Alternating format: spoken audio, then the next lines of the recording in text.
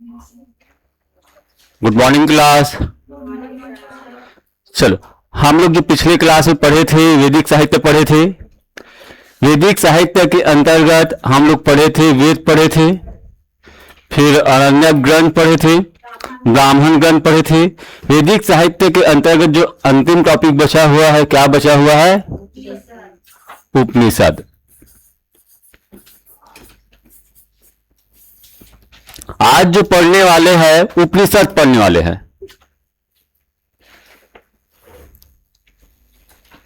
चलो जानते हैं उपनिषद के बारे में क्या होता है।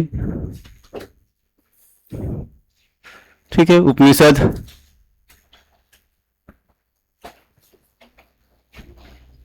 इसका जो अर्थ होता है उपनिषद का, ठीक है, जो अर्थ होता है, देखिए इसका जो अर्थ होता है,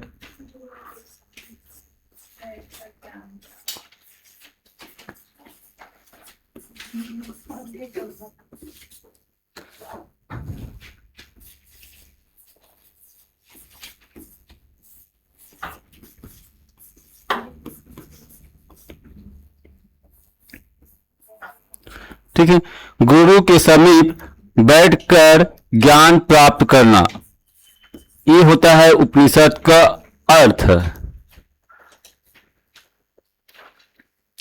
गुरु के समीप बैठकर ज्ञान प्राप्त करना। अब उपनिषद में क्या लिखा हुआ है? ठीक है, उपनिषद में ना वेद का दार्शनिक व्याख्या किया गया है। क्या किया गया है? वेद का दार्शनिक व्याख्या किया गया है। देखिए, जब हम वेद पढ़ेंगे ना, जो वेद पढ़ेंगे ये ना बड़ा जटिल संस्कृत भाषा में लिखा गया है, इसको आम व्यक्ति आसानी से नहीं समझ पाएंगे। जो उपनिषद को लिखा गया है लौकिक भाषा में लिखा गया है। लौकिक मतलब होता है जो जनता में प्रचलित था, मतलब जन प्रचलित संस्कृत भाषा में लिखा गया है। देखिए इसका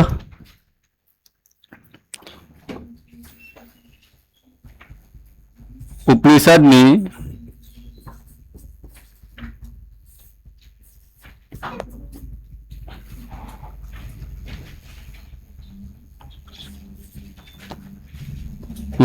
लिखेंगे ना, उपनिषद में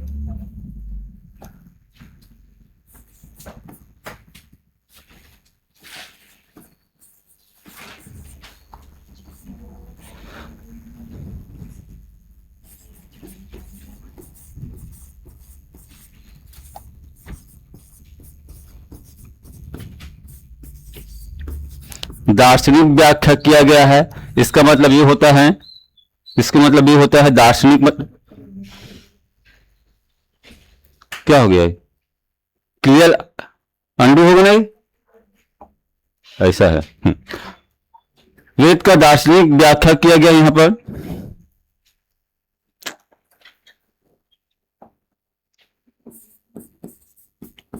चलो, दार्शनिक मतलब ये होता है वेद का गुण और दोष को बताते हुए इसमें व्याख्या किया गया है। वेद पढ़े थे ना, उसमें क्या गुण है क्या दोष है उसका व्याख्या करते हुए यहाँ पर उसका गुण दोष को बताते हुए व्याख्या किया है, उसी को बोलते हैं दार्शनिक व्याख्या बोलते हैं। ठीक है, दार्शनिक व्याख्या। दार्शनिक जानते होंगे, अरस्तु, प्लेटो, सुकरात, नाम सुने होंगे ना ये। ठीक है, फिर यहां पर लिखेंगे उपनिषद को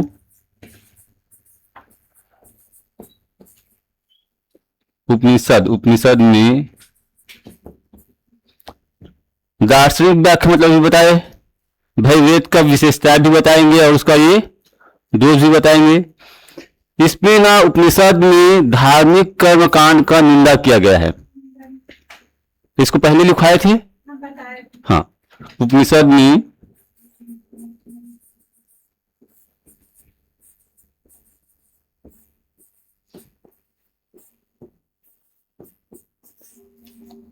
का निंदा किया है, जैसे कि यज्ञ, आहुति, बलि, ये सब का निंदा किया गया है।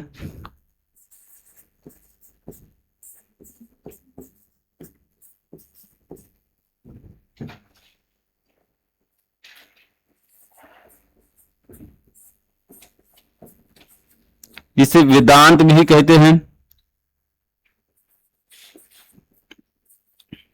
ठीक है, क्यों क्यों बोला जाता है?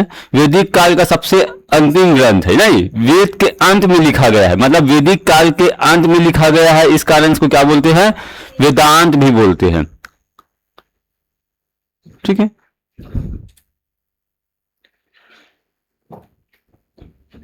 ये हो जाएगा, इसे वेदांत भी कहते हैं।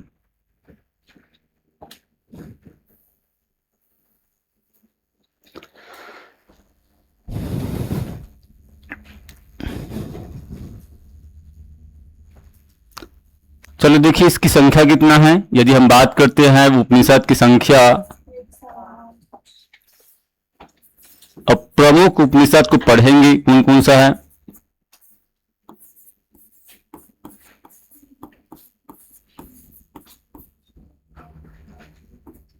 वन 108 है इसकी संख्या। ठीक है, इस संख्या को याद रखना। उपनिषद की संख्या 108 है।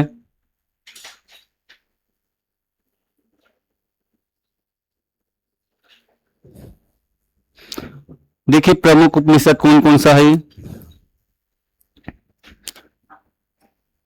सबसे पहले बात करते हैं इस उपनिषद का।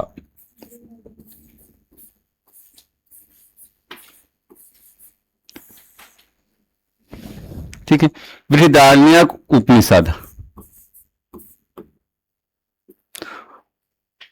ठीक है, तो बृहद मतलब क्या होता है? बड़ा। उपनिषद में सबसे बड़ा है, इस कारण इसका नाम क्या पड़ गया? ठीक है, बृहदारण्यक उपनिषद सबसे बड़ा उपनिषद है, सबसे बड़ा एक तो ये है।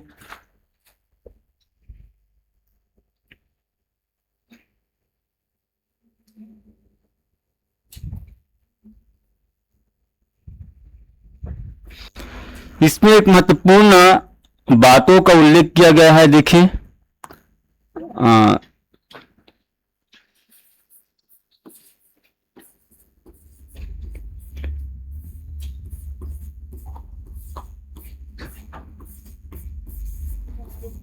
ठीक है, गार्गी कौन था?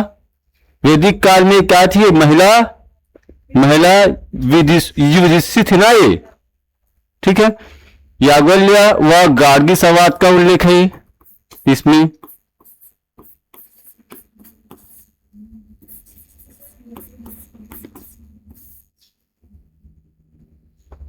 याज्ञवल्क्य और गार्गी संवाद। देखिए उसके बाद दूसरा उपनिषद,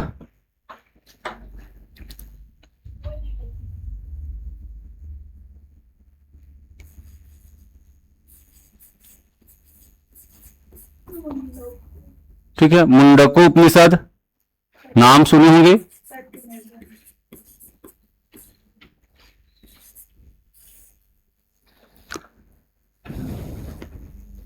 भारत के ध्येय वाक्य या भारत के राष्ट्रीय वाक्य सतमे जयते को यहीं से लिया गया है। क्या हो जाएगा ये?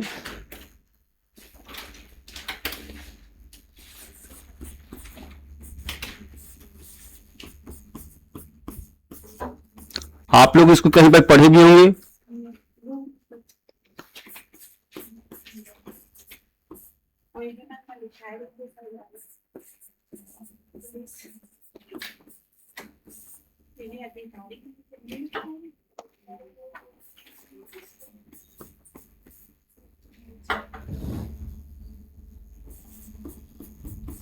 सतमे जयते को यहीं से लिया है, मतलब इसी उपनिषद से लिया है।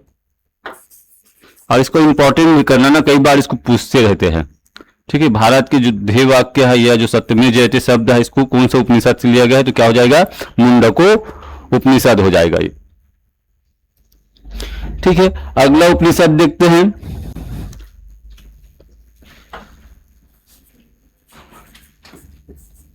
छांदोग्य उपनिषद। भगवान श्री कृष्ण का प्रथम उल्लेख इसी उपनिषद में मिलता है। ठीक है, किसमें? छांदोग्य उपनिषद में। तो क्या क्या इसमें उल्लेख है? देखिए मैं यहां पर लिख रहा हूं। अच्छा, एक चीज और है, ये उपनिषद में ना सबसे प्राचीन उपनिषद यही है। हाँ, सबसे बड़ा तो है बृहदारण्यक, यहां पर लिखा है सबसे प्राचीन उपनिषद है, यहां पर हो जाएगा सबसे प्राचीन।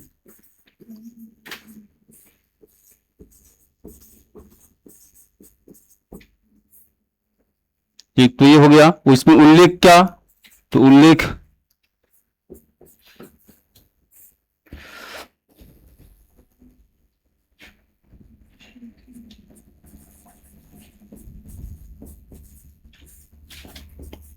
वहां कौन सा ग्रंथ है जो भगवान श्री कृष्ण का सबसे पहली बार वर्णन किया है, उल्लेख किया, तो क्या हो जाएगा?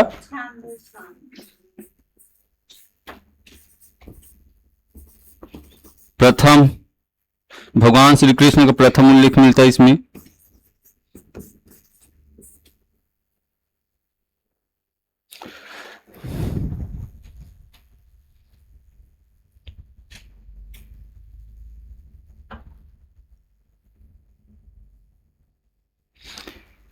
एक फेमस सूक्ति है जिसका उल्लेख है, जिसको कहा गया सर्वे खलविद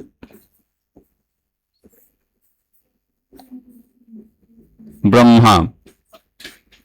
ठीक है, इस सूक्ति का उल्लेख है, ये फेमस सूक्ति है। ठीक है, क्या अर्थ होगा इसका? मतलब सर्वे खलविद ब्रह्मा, मतलब सब कुछ ही क्या है? ब्रह्मा है। इसका उल्लेख इसी में है, छांदोग्य उपनिषद में।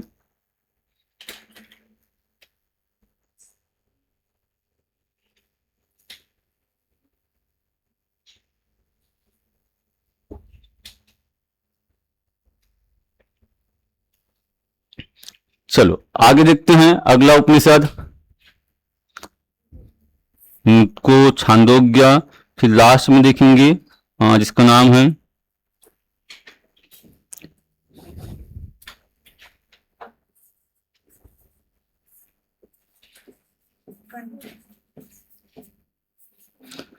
कठ, लिखा है कठ उपनिषद। हाँ, कठ कठ, ठीक है। यम एवं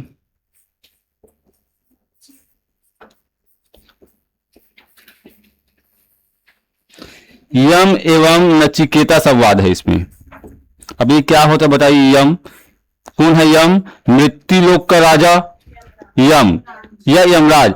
ये ना नचिकेता ना इससे ना विभिन्न प्रकार का क्वेश्चन करते हैं। किससे? यम से, कि भाई मृत्यु क्या है, अब मरने के बाद व्यक्ति ना पुनर्जन्म होता है कि नहीं होता है, इससे क्वेश्चन करता है। कौन कह रहा है? नचिकेता यम से करते हैं।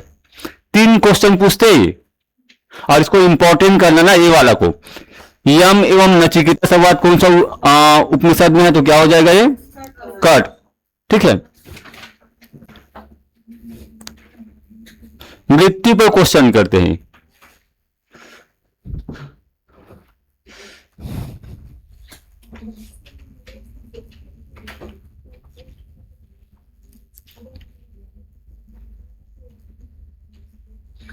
चलो ये कंप्लीट हो गया उपनिषद। ठीक है, उपनिषद कंप्लीट हुआ। इसके बाद जो हम लोग पढ़ेंगे वैदिकतर साहित्य पढ़ेंगे। आपका ये वैदिक साहित्य के अंतर्गत कंप्लीट, ये जितना भी साहित्य पढ़े थे ना हम लोग वैदिक साहित्य के अंतर्गत, जैसे कि वेद है, ब्राह्मण ग्रंथ है और अरण्यक ग्रंथ है, उसके बाद लास्ट में क्या? उपनिषद। ये सभी वैदिक साहित्य का हिस्सा है, मतलब इसको वैदिक काल में लिखा गया है। ठीक है, वैदिक काल में लिखने वाले अंतिम ग्रंथ कौन सा है? उपनिषद। इस कारण इसको क्या बोला गया? वेदांत बोला गया। वेद के अंत में लिखा गया, मतलब वैदिक काल के अंत में लिखा गया, इस कारण इसको वेदांत कहा गया। उपनिषद में किस चीज का वर्णन है? इसमें किसका वर्णन है बताइए? वर्णन किसका है इसमें? इसमें भी ना वेदों का वर्णन है, बट वेदों का वर्णन किस प्रकार किया गया है? दार्शनिक रूप में किया गया है, मतलब वेद का गुण और दोष बताते हुए। उसी क्रम में इसने किसका निंदा किया है? धार्मिक कर्म कांड का निंदा किया, हमें धार्मिक कर्म कांड, यज्ञ, आहुति, बलि हमें नहीं करना चाहिए, ये सब गलत बात है। ठीक है। उपनिषद की संख्या कितना? प्रमुख प्रमुख उपनिषद लिखे थे। भारत के राष्ट्रीय वाक्य या ध्येय वाक्य सत्यमेव जयते को कहां से लिया गया है? यम एवं नचिकेता संवाद कौन सा उपनिषद में है? सबसे बड़ा उपनिषद, सबसे छोटा सबसे प्राचीन उपनिषद छांदोग्य उपनिषद। भगवान कृष्ण का प्रथम उल्लेख कौन सा उपनिषद में?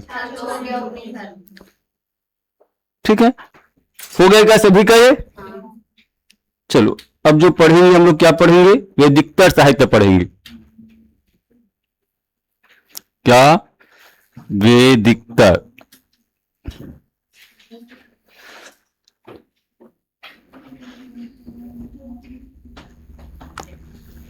ये जो साहित्य है इसको वैदिक काल में नहीं लिखा गया है, वैदिक काल के बाद लिखा गया है, इस कारण इसको क्या बोला गया? वैदिकतर साहित्य। ठीक है, चलो इसको भी लिख लेते हैं, इस साहित्य को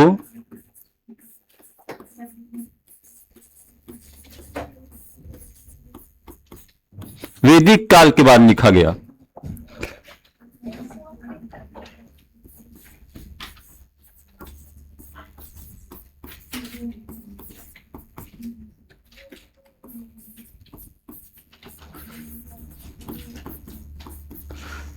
वैदिक काल के बाद लिखा गया।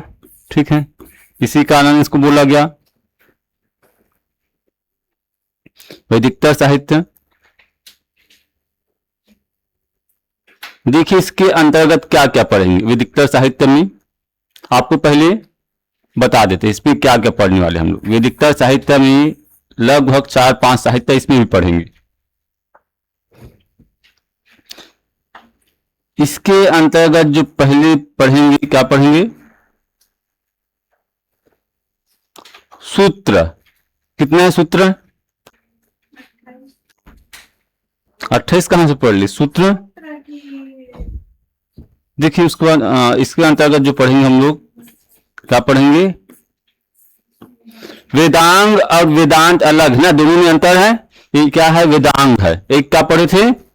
वेदांत पढ़े, जो उपनिषद है, वेदांग पढ़ेंगे। फिर क्या पढ़ेंगे इसमें? उपवेद पढ़ेंगे। ठीक है, उपवेद पढ़ेंगे। फिर ये भी पढ़ेंगे, महाकाव्य पढ़ेंगे। जैसे कि महाकाव्य में महाभारत और रामायण का नाम सुने होंगे, या इसको धार्मिक शास्त्र भी बोलते हैं, धार्मिक शास्त्र ये रहेगा महाकाव्य।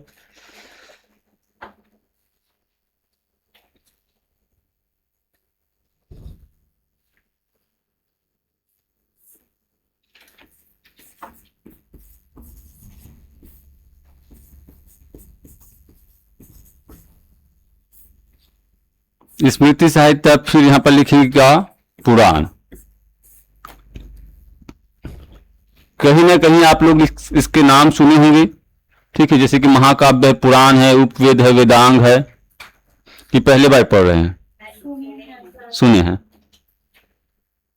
चलो एक एक करके पढ़ते ना।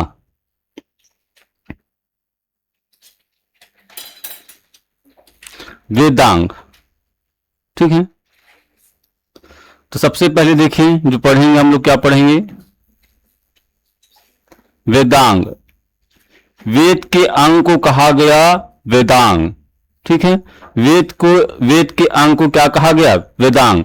मैं आपको बताया था जो वेद लिखा गया है इसको जटिल संस्कृत भाषा में लिखा गया है, प्रत्येक व्यक्ति को समझ में आना पॉसिबल नहीं है, समझ नहीं पाते। अब उसी को समझने के लिए इसका रचना किया गया है। किसका? वेदांग को। ठीक है, इसमें क्या क्या लिखा गया है? इसमें छंद लिखा गया है, व्याकरण लिखा गया है, ज्योतिष लिखा गया है।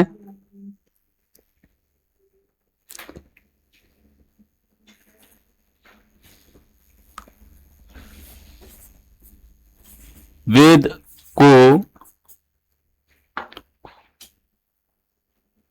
की जटिलता को ऐसे लिखेंगे ना, वेद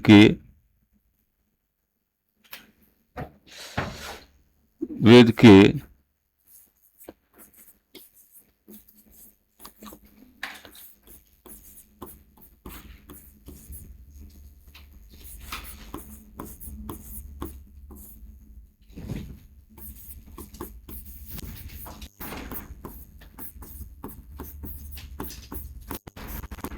वेदांग की रचना हुआ है।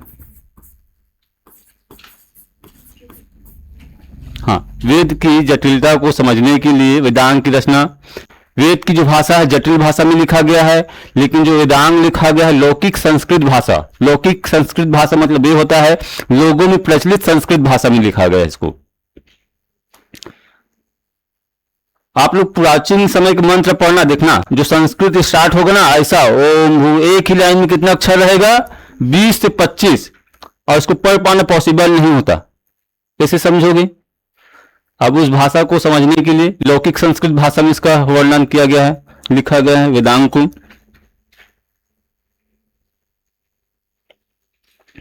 यहां पर मैं ना सिर्फ नाम लिखूंगा, फिर डील करूंगा, बहुत टाइम लगेगा। ये सभी का 10-15 मिनट लगता है। देखिए कौन वेदांग की इसकी संख्या है, संख्या 6 है। वेदांग की संख्या कितना? 6।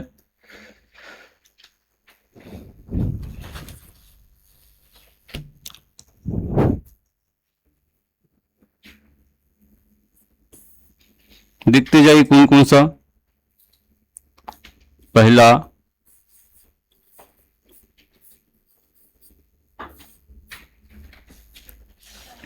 शिक्षा,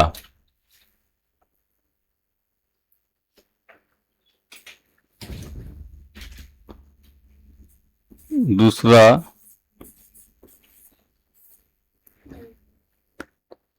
ठीक है कल्प, इसका नाम है वेदांग का कल्प नहीं। तीसरा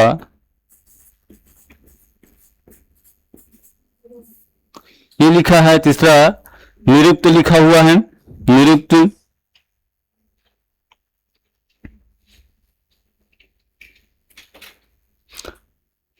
और यहां पर लिखेंगी, क्या लिखेंगी? निरुक्त पर यास्कनी क्या लिखा है?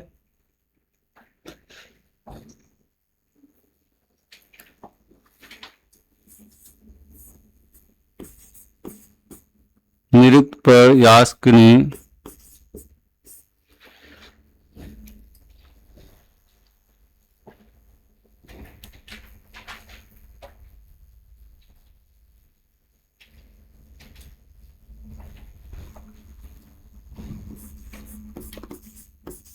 मानक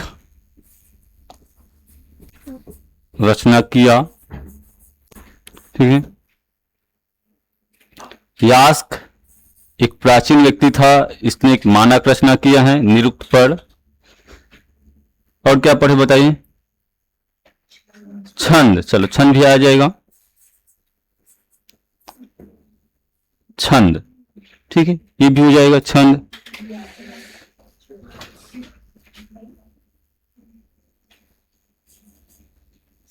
ये हो जाएगा पांचवा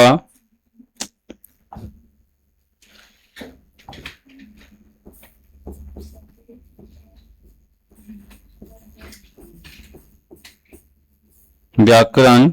और फिर छठवां लिखेंगे क्या?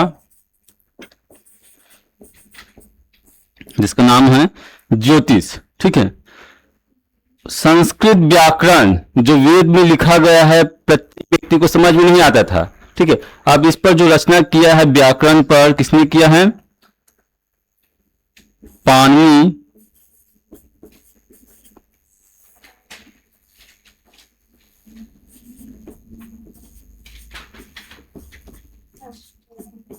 अष्ट गलत लिख दिया ना मैं, ये नहीं रहेगा ऐसा, ये गया। पाणिनि का अष्टाध्यायी,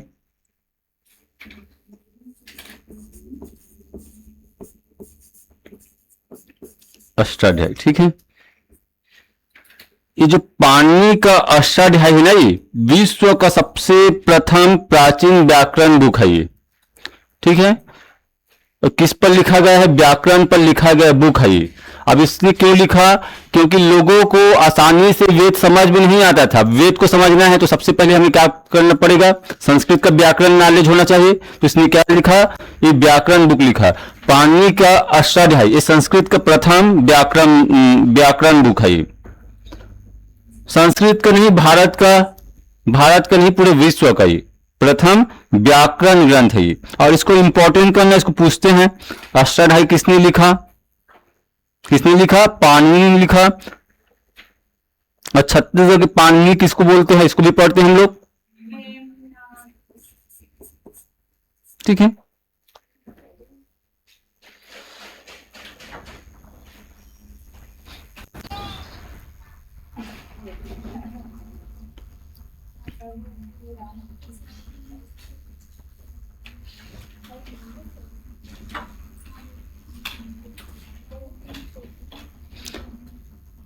चलो हो गया क्या ये।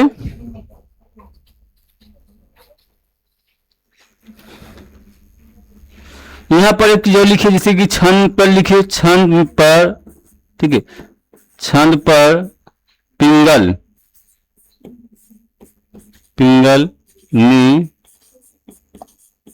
मानक रचना किया। हाँ, छंद पर जो ग्रंथ लिखा है ये पिंगल ने किया। ठीक है,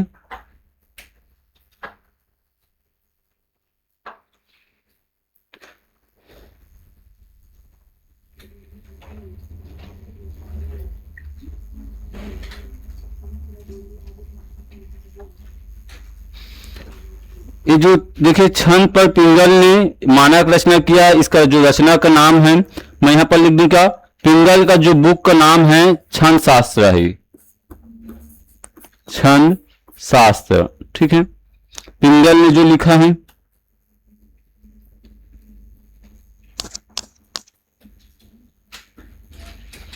चलो ये हो गया छह, क्या हो गया, वेदांक। चलो इसके बाद पढ़ेंगे हम लोग, क्या पढ़ेंगे, उपवेद पढ़ते हैं। उपवेद लिखे थे कहीं पर, हाँ, वेदांत की संख्या कितना हो गया, छह। ठीक है, अब देखिए उपवेद पढ़ते हैं, उपवेद की संख्या कितना, चार। क्योंकि वेद कितना है आपका, चार है, तो उपवेद कितना हो जाएगा, चार। मिटाए इसको,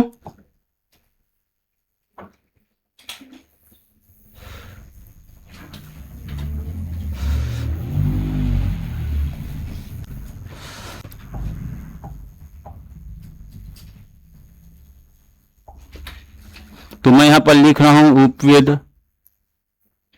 उपवेद। ठीक है, जिसकी संख्या कितना है, चार है। चारों वेद का चार उपवेद है।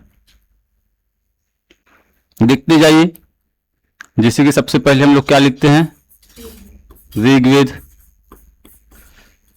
इसका उपवेद का क्या नाम, धनुर्वेद है। कहां से पढ़ी है, पुस्तक से पढ़ी है, सही पढ़ी है। ठीक है, क्या है ये, हाँ, ऋग्वेद का हाँ उपवेद है आयुर्वेद। और जो इसको लिखा है ना, ये इसको जो लिखा है उस व्यक्ति का नाम क्या है, धन्वंतरी। हाँ, इसी के नाम पर मेडिकल वगैरह बहुत सारा चलता है, इसी के नाम पर यूनिवर्सिटी भी आपको देखने को मिल जाएगा, और इसी के नाम पर हॉस्पिटल भी आपको देखने को मिल जाएगा। ठीक है, धन्वंतरी गलत लिख दे क्या, ऋग्वेद गलत लिखे हैं तो सुधार लीजिए। ठीक है, ऋग्वेद हो गया, राशि आपका ही नहीं,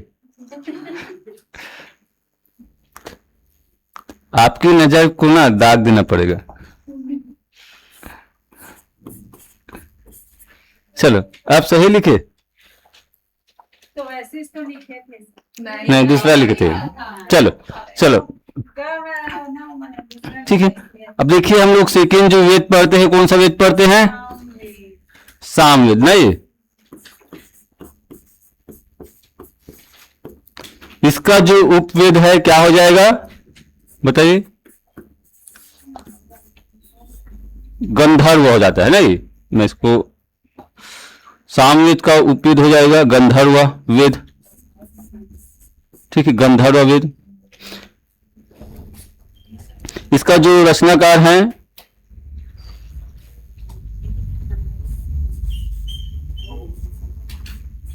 ये है, ठीक है, हाँ, भरत मुनि इसका रचनाकार है।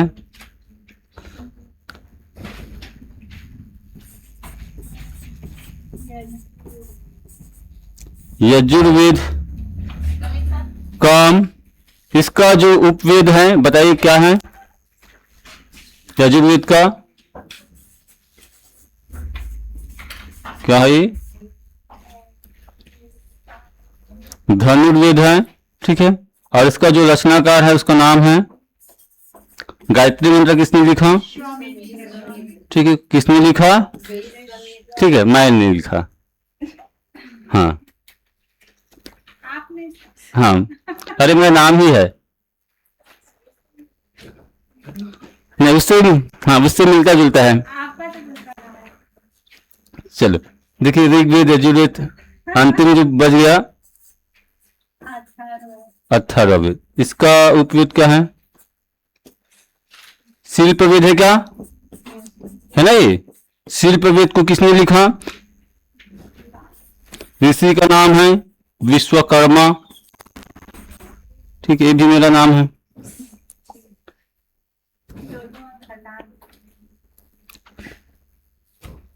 चलो ये आपका चार वेद हो गया, और चार वेद का उपवेद हो गया, और उसका रचनाकार भी हो गया।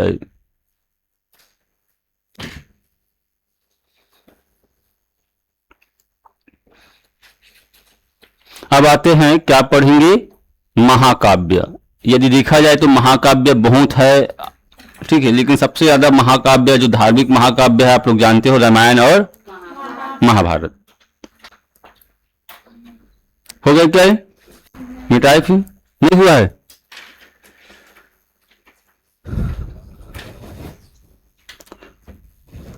आज सुजाता नहीं आई है, कल भी नहीं आई थी क्या?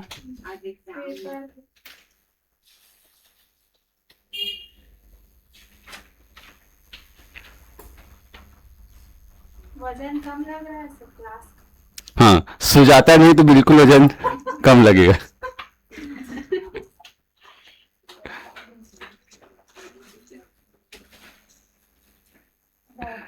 हो गए क्या ये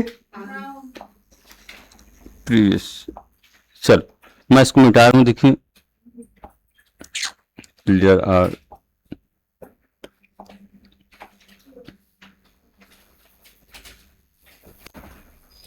चलो बताइए, ऋग्वेद का, उपवेद का, सामवेद का, और यजुर्वेद का, अथर्ववेद का, आयुर्वेद का रचनाकार गंधर्ववेद का, और तीसरा जो लिखे थे ठीक है, ठीक है, धनुर्वेद का, फिर विश्वकर्मा किसका है, शिल्पवेद। चलो इसके बाद जो पढ़ने वाले महाकाव्य, ठीक है, महाकाव्य भी दो प्रकार का है, इसी में लिख दी क्या, महाकाव्य दो प्रकार का फेमस महाकाव्य, एक तो पढ़ेंगे क्या रामायण, और दूसरा क्या हो जाएगा महाभारत। महाभारत नहीं, तो सबसे पहले देखिए रामायण।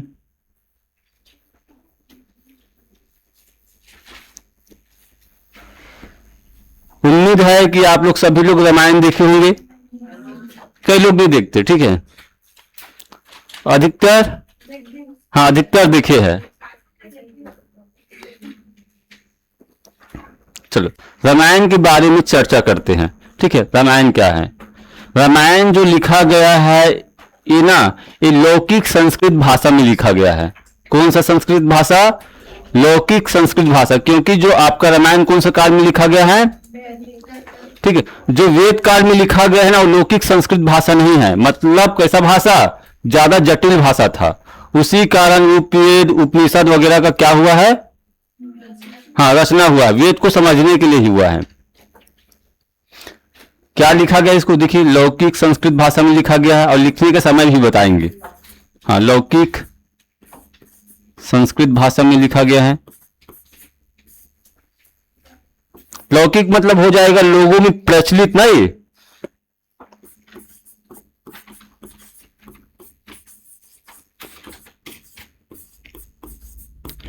लिखा गया है।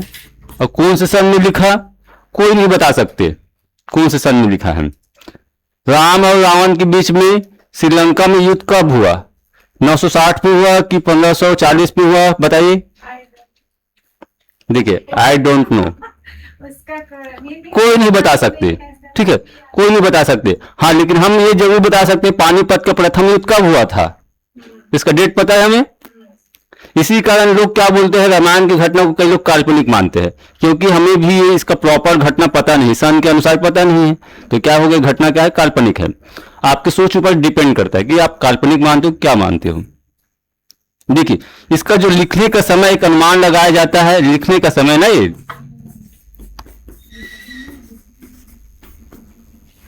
कि भाई रामायण के जो घटना है इस समय से इस समय के बीच में हुआ होगा। यहां पर लिखेंगे से, लिखेंगे ना से, यहां पर लिखेंगे से, लिखेंगे ईसा पूर्व से 400 ईसा पूर्व से 400 के बीच इसको लिखा गया है रामायण को, ठीक है। इसी कारण अनुमान लगाते हैं कि जो रामायण की घटना हुआ होगा वो ना 600 से लेकर 100 ईसा पूर्व के बीच में हुआ होगा, जो रामायण की बात कर रहे हैं। ज्यादा प्राचीन नहीं है, इससे ज्यादा प्राचीन तो सिंधु घाटी सभ्यता है। चलो बताइए रामायण, इसका लेखक कौन है, रचनाकार कौन है, वाल्मीकि की तुलसीदास है। वो तो उसको अवधि और भाषा में उसका ठीक है, चलो मैं वाल्मीकि लिखा हूं, सही लिखा हूं, बताइए कौन हाँ बोला, बताइए कौन हाँ बोला, नंदनी सही लिखा मैं, मुझे यकीन नहीं मैं रामायण सही लिखा हूं, वाल्मीकि की गलत लिखा हो, सही लिखा हो, ठीक है। तो इसका जो रचनाकार है कौन हो जाएगा ये, वाल्मीकि हो जाएगा ना ये। लेकिन एक चीज और याद रखना, रामायण को बहुत सारी भाषा में लिखा गया है, आपका छत्तीसगढ़ी में भी लिखा गया है, ठीक है, बांग्ला में लिखा गया है, तमिल में लिखा गया है, यहां तक तुलसीदास ने कौन सी भाषा में लिखा, अवधि। तो क्या लिखेंगे, एक चीज यहां पर लिखेंगे, जैसे कि रामचरितमानस, यहां पर लिख लीजिए रामचरितमानस,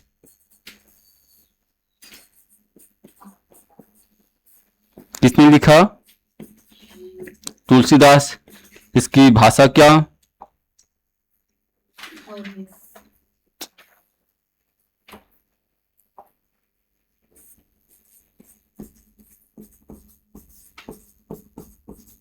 कौन सी भाषा में लिखा, ये अवधी भाषा में लिखा गया।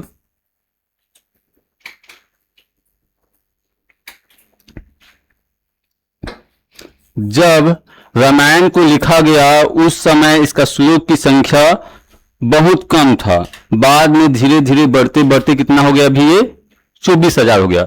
देखिए यदि हम बात करते हैं रामायण में जो कांड है, ठीक है, तो यहां पर ऐसे लिखना, रामायण में जो कांड है, एक कांड है, कितना कांड, क्या पढ़ते हैं हम लोग, कितना कांड, 7 कांड। कांड मतलब होता है अध्याय, जानते हो ना।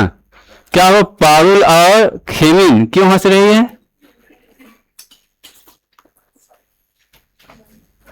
कुछ गलत लिख दी थी क्या,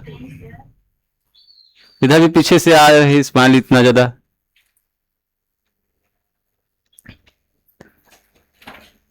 ऐसा लगता है कि मुझ में ही कुछ गड़बड़ है। देखिए कांड 7 कांड है, आप लोग जानते होंगे कौन कौन सा कांड है, मैं इसको नहीं लिखवाऊंगा, ठीक है, लिखवाऊंगा फिर समय लग जाएगा, लिखवा दे।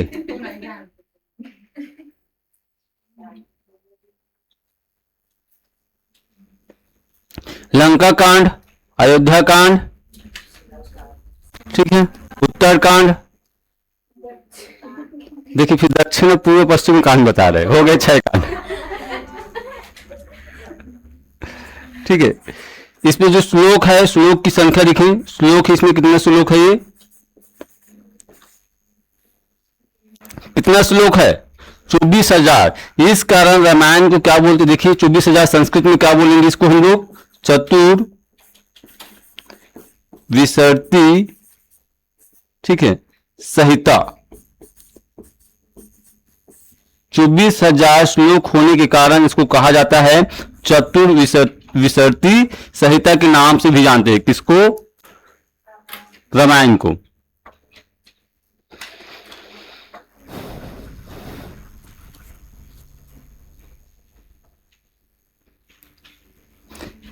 यहां पर एक चीज और लिखना, देखिए यहां पर सहस्त्री लिखना, ठीक है, सहस्त्री संहिता लिखना, सहस्त्री संहिता बोलते हैं।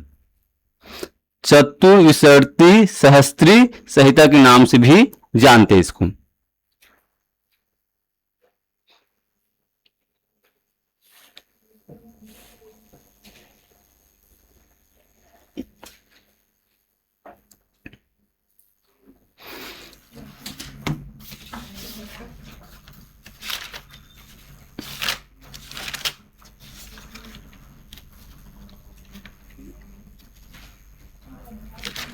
चलो आगे पहुंचते हैं, आगे जाएंगे हम लोग। हो गया क्या ये? ठीक है। रामायण को कौन सा भाषा में लिखा गया है? कहां से अवधि पढ़ी? संस्कृत में लिखा गया है, ठीक है। इसका रचनाकार कौन? और अवधि भाषा में किसने लिखा है? किस नाम से लिखा है? और छत्तीसगढ़ी भाषा में किसने लिखा है? किसने लिखा है? हेमनाथ यदु। तमिल में किसने लिखा, बांग्ला में किसने लिखा? आपको इसको करके आना है, तमिल और बांग्ला में। तमिल में रामा अवतार के नाम से इसको लिखा है। किसने लिखा? एक कवि का नाम है कंबन, कंबन नामक कवि लिखता है रामा अवतार के नाम से, ठीक है। इसमें कांड कितना है रामायण में? श्लोकों की संख्या कितना? इस कारण इसको क्या बोलते हैं? ठीक है।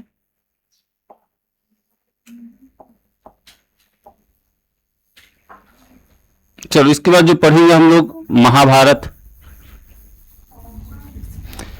महाकाव्य के अंतर्गत महाभारत, फिर भगवत गीता भी देखेंगे थोड़ा सी।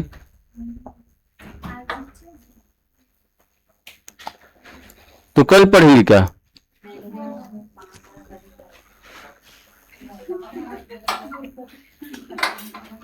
ठीक है। महाभारत, महाभारत क्या लिखेंगे हम लोग?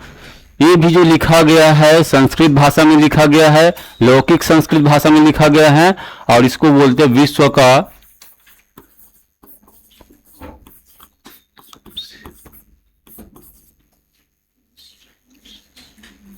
सबसे बड़ा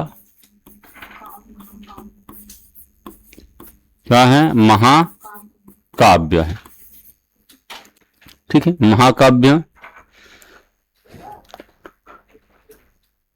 इस पे जो कहानी है पांडव और कौरवों का कहानी है, आप लोग जानते होंगे। इसका जो लेखक है, रचनाकार है,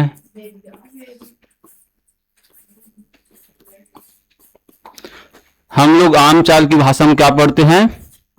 वेद व्यास, है ना। यही पढ़ते हैं, क्योंकि इसने क्या किया था? वेद का संकलन किया, इस कारण इसका नाम क्या पड़ गया? वेद व्यास। इसके अलावा इसने क्या लिखा है? महाभारत लिखा है। लेकिन इसका वास्तविक नाम देखा जाए तो ये भी लिखे थे हम लोग।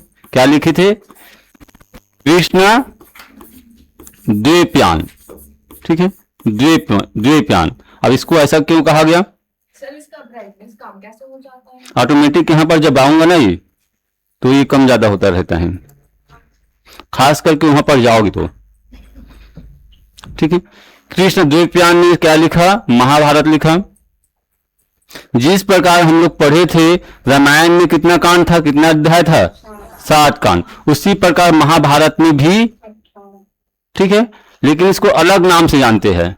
यहां पर कांड के नाम से जानते हैं, यहां पर पर्व के नाम से जानते हैं। देखिए यहां पर महाभारत में यहां पर लिखते पर्व, ठीक है। पर्व की संख्या यहां पर कितना है? 18 पर्व है। पर्व मतलब हो जाएगा ये अध्याय है, ये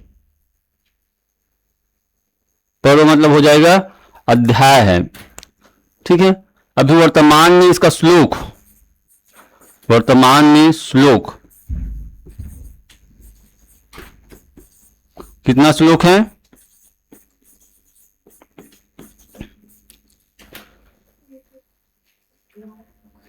ठीक है, 1 लाख श्लोक है इसमें, इसी कारण इसको क्या बोलते हैं, सबसे बड़ा महाकाव्य। कहां का, भारत का नहीं, कहां का, विश्व का ही। अब देखिए, जब महाभारत को लिखा जा रहा था उस समय श्लोकों की संख्या कम था, इसको लिख लिए थे, बाद में कहानी मिलता गया, उसमें आपका श्लोक भी क्या हुआ, बढ़ता गया। अब थोड़ा इसको समझिए आप लोग। जब महाभारत में 8,000 श्लोक था, ठीक है, 8,000 श्लोक था, तो इसको कहा गया जय संहिता कहा गया। क्या कहा गया, हाँ, महाभारत की कौन नाम क्या है, जय संहिता है। जब इसमें श्लोक बढ़कर 24,000 हो जाता है, कितना हो जाता है, हाँ, तब इसको बोला गया, क्या बोला गया, भारत बोला गया, हाँ, भारत बोला गया। ठीक है, जब इसमें श्लोकों की संख्या बढ़कर कितना हो गया, 1 लाख, तब इसको क्या बोला गया, महाभारत। तो इसका नाम जय संहिता, भारत, महाभारत, अनेक प्रकार का नाम आपको देखने को मिल जाएगा ही। ठीक है, 1 लाख श्लोक है तो इसको महाभारत बोला गया। इसके अलावा इसको एक और नाम से जानते हैं, देखिए इसका नाम है, एक और नाम,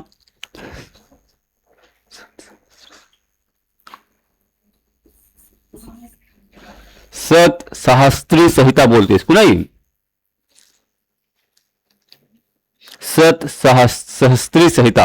चलो लिख लेते हैं इसको। देखिए यहां पर लिख रहे हैं,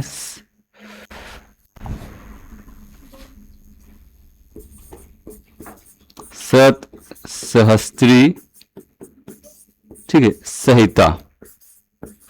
महाभारत को क्या बोलते हैं, सत सहस्त्री संहिता बोलते हैं संस्कृत में। ये आपका 1 लाख श्लोक होने के कारण।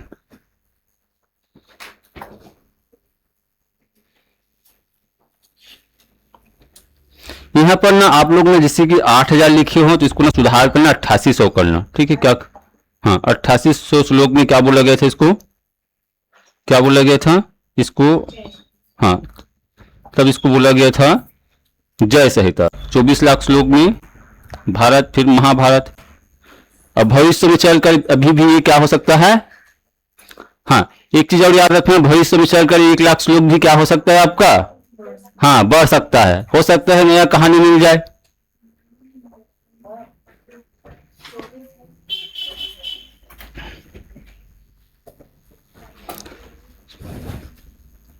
चलो हो गया ना।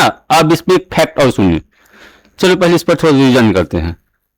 महाभारत को किसने लिखा, ठीक है, वेद व्यास। विश्व का कैसा ग्रंथ है ये, ठीक है, सबसे बड़ा। इसमें पर्व की संख्या, श्लोकों की संख्या वर्तमान में 8800 पर, और 24,000 पर, 1 लाख पर, सत सहस्त्री संहिता के नाम से जाना गया। अब देखिए पर्व की संख्या कितना, 18। इसमें ना 6वां पर्व में श्रीमद् भगवद गीता का उल्लेख है। ठीक है, 6वां पर्व में, 6वां में भगवद गीता का उल्लेख है, या गीता का उल्लेख है इसमें। ठीक है, आप लोग हेडिंग दीजिए, फिर क्या है, अलग से गीता करके हेडिंग दीजिए। गीता के बारे में थोड़ा सा पढ़ेंगे, इस पर भी क्वेश्चन पूछते हैं। गीता का उद्देश्य क्या, बताइए, कौन बताएंगे गीता का उद्देश्य का। उपनिषद का सार, देखिए मैं आपको बताया था कि भाई जो वेद का सार किसमें लिखा गया है, वेदों के सार किसमें है, आपका उपनिषद में है। और उपनिषद का सार ना किसमें पता है, भगवद गीता में है। इस कारण कहा जाता है यदि आपकी जिंदगी में अधिक समस्या है तो आप क्या पढ़िए, भगवद गीता पढ़िए। पूरी समस्या का हल आपको कहां मिल जाएगा, हाँ, भगवद गीता में मिलेगा। और हिंदुओं का सबसे पवित्र ग्रंथ क्या है, भगवद गीता ही है। आप लोग देखना पुराने पिक्चर वगैरह में, यदि कुछ सीरियल वगैरह में यदि कसम खाते हैं ना, तो किसके सामने कसम खाते थे, हाँ, भगवत के सामने में। और उसमें भी कोर्ट में खाते हो क्या? अब उसी का बात कर रहे हैं, क्या है आपका, गीता है, गीता का कसम खा रहे हैं। चलो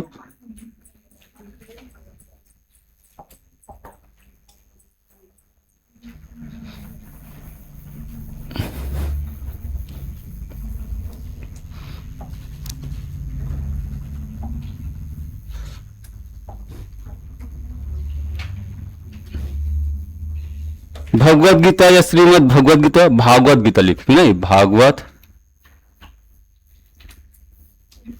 गीता, या इस चीज को ऐसे भी लिख देते हैं, गीता बस लिखते हैं, ठीक है, तो यही अच्छा है।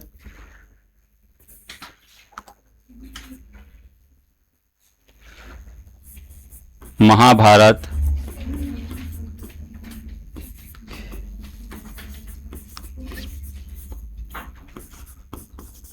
भीष्म पर्व का भाग है, ठीक है, महाभारत के भीष्म पर्व की भाग है। इसमें भी देखेंगे कितना श्लोक है, कितना क्या है।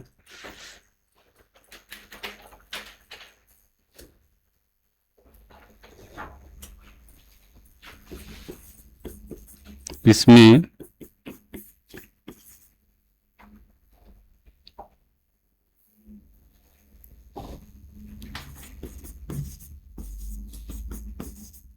अध्याय, कितना अध्याय है, कितना अध्याय है, 18 अध्याय है, ठीक है, अध्याय लिखेंगे।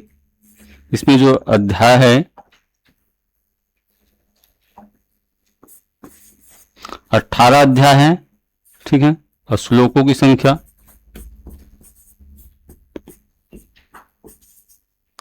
और इतना इसमें श्लोक हमें देखने को मिल जाएगा। बहुत ज्यादा लिख दे क्या यार, 700 ही, चलो 700 लिखिए, 700 श्लोक है।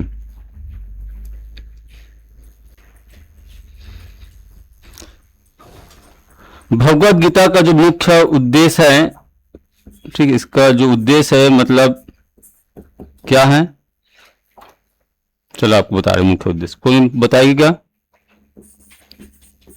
निष्काम कर्मयोग। क्या होगा इसका मतलब? बगैर फल कर, है ना, निष्काम कर्मयोग, ऐसा कर्म कीजिए फल का इच्छा मत कीजिए। हाँ, कर्म करो फल की इच्छा मत करो। ये आपका किसका है? ये भगवत गीता का है। आप तैयारी कर रहे हैं, पीएससी व्यापम जो भी तैयारी कर रहे हो, ठीक है, कर्म करते जाइए, आपको उसका एक दिन ना एक दिन रिजल्ट मिलेगा, ठीक है। यदि पेपर में काम नहीं आया तो आपके दैनिक जीवन में काम आने वाला है। आएगा कि नहीं आएगा? शिक्षा ऐसा चीज है। क्या बोले? कभी काम नहीं आता, हाँ, कभी वेस्ट नहीं होता ना। ये हो गया आपका भगवत गीता हो गई। 10 मिनट में पूरा कंप्लीट कर देते हैं। फिर ये थोड़ा थोड़ा है स्मृति और पुराण। फिर कल नया टॉपिक स्टार्ट करेंगे, ठीक है, हो गया ना ये। चलो थोड़ा सा देखते हैं, स्मृति और पुराण देखेंगे। अब क्या पढ़ेंगे इसके बाद? स्मृति साहित्य।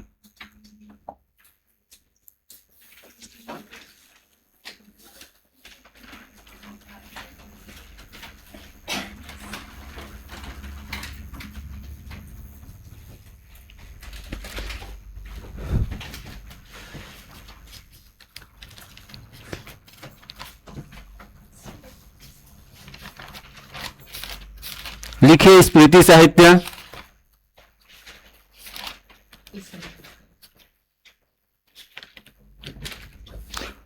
अलग अलग ग्रंथ में स्मृति साहित्य की संख्या अलग अलग बताते हैं,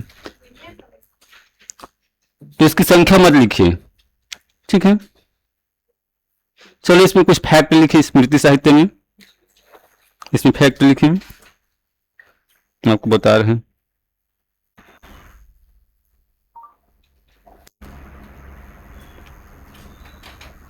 स्मृति ग्रंथ में लिखिए, स्मृति ग्रंथ में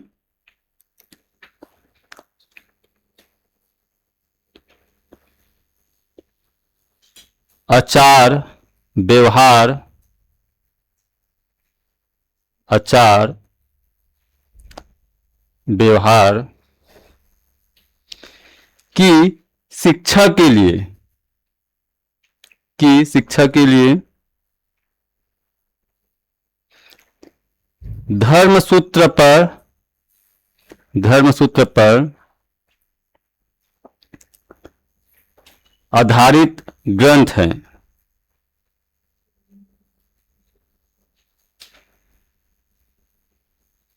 आधारित ग्रंथ है।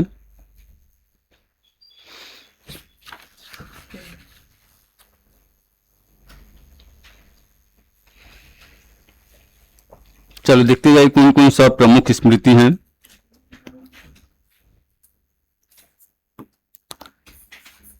इसका नाम सुने होंगे क्या?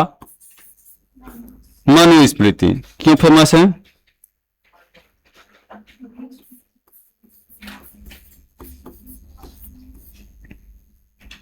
सबसे प्राचीन है ये स्मृति में, ठीक है। इसमें ना मनुस्मृति में नारी का अवहेलना किया गया है, मतलब हाँ इसी स्मृति में किया गया है। नाम सुनेंगे मनुस्मृति। हाँ, नारी का अवहेलना किया गया है, हर चीज में नारी का अवहेलना करता है। मतलब जो बराबरी का अधिकार मिलना चाहिए ये कभी भी नारी का सपोर्ट नहीं करता। ये आपका जो पुरुष प्रधान समाज का ही क्या करता है ये, हाँ अपना ये क्या देता है, उपदेश देता है ना। ये देखिए मनुस्मृति यहां पर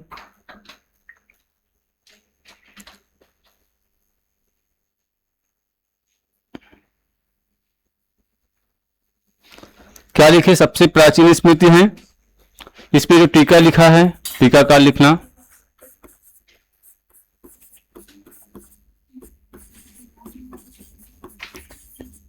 मेघा तिथि, ठीक है। अच्छा, टीकाकार का मतलब क्या होता है? कोई बोलते ना टीका बोलने के लिए, कोई भी ना किसी बात को ना उसके गुण दोष को बताते हुए कुछ कहना, वही क्या होता है? टीका होता है। हाँ, टीका टिप्पणी करना मतलब उसके गुण दोष को बताते हुए, ठीक है। दूसरा लिखेंगे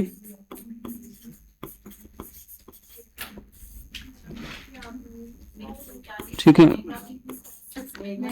मेघा तिथि लिखा है। इसका जो टीकाकार है क्या है? मेघा तिथि।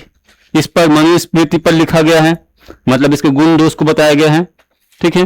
देखिए इसके बाद लिखा है, क्या लिखा है? याज्ञवल्क्य स्मृति।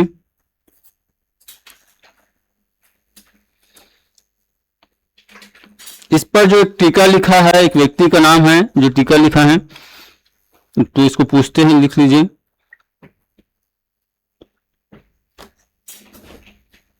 इस पर टीका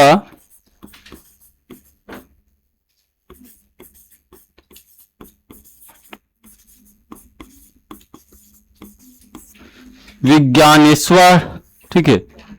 हाँ, विज्ञानेश्वर ने इस नाम पर किया है, इस नाम से मिताक्षरा। हाँ, इस ग्रंथ को पूछते भी रहते एग्जाम में, मिताक्षरा ग्रंथ किसका है? तो ये है, नाम पर लिखा है, नाम पर लिखा है,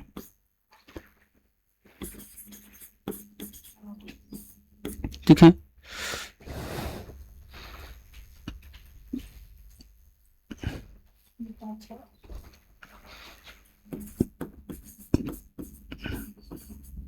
नारद स्मृति,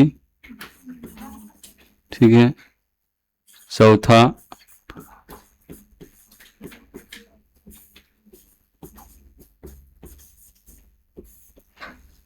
पराशर स्मृति, और छठवां लिख लीजिए अंतिम बृहस्पति स्मृति। बृहस्पति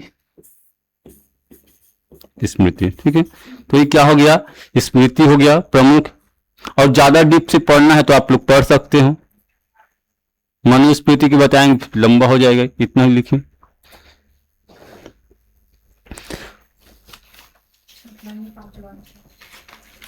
ठीक है। इसके बाद जो पढ़ेंगे हम लोग, क्या पढ़ेंगे लास्ट में? पुराण।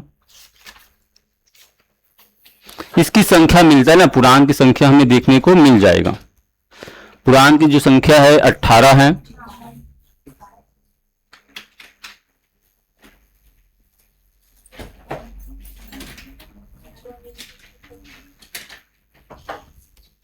हो गया क्या? नहीं हुआ है?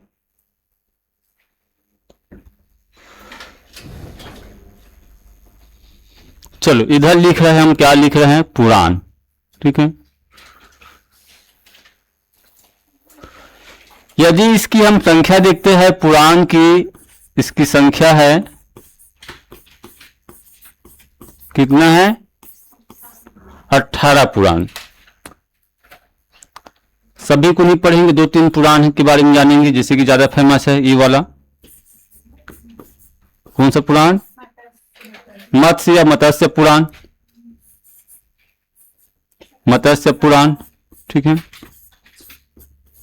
सबसे प्राचीन सबसे बड़ा पुराण यही है और सबसे इंपॉर्टेंट भी है ये, सबसे प्राचीन है ये पुराण में, ठीक है। और इसी में भगवान विष्णु का दशावतार का उल्लेख है मत्स्य पुराण में। विष्णु के दशावतार का उल्लेख। बताइए 10 अवतार कौन कौन सा है, पहला से लास्ट तक।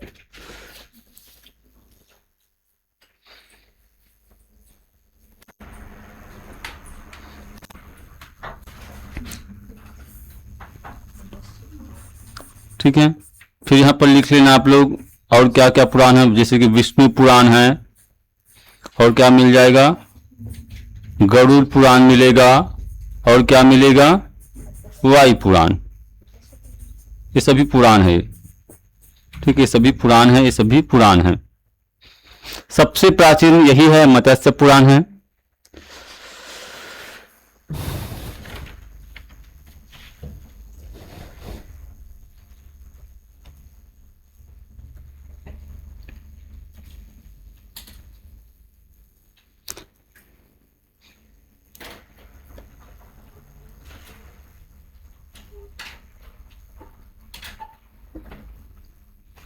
ठीक है, फिर नीचे लिखेंगे पुराण, पुराण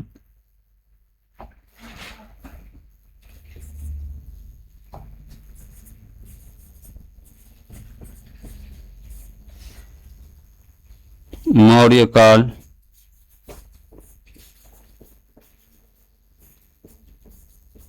गुप्त काल,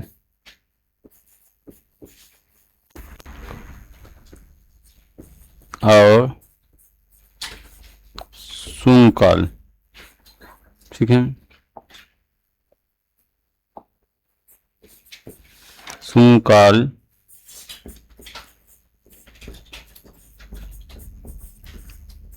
आदि के बारे में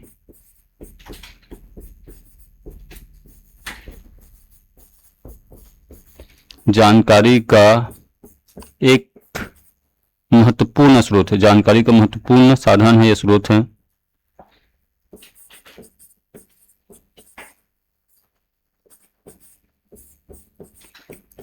जो आगे पढ़ेंगे हम लोग मौर्य काल, गुप्त काल और सुंग काल, नहीं कहां से मिलता है हमें जानकारी, तो क्या हो जाएगा, सभी पुराण से ही मिलता है। हाँ, पुराण से ही मिलता है और एकमात्र साधन यही है।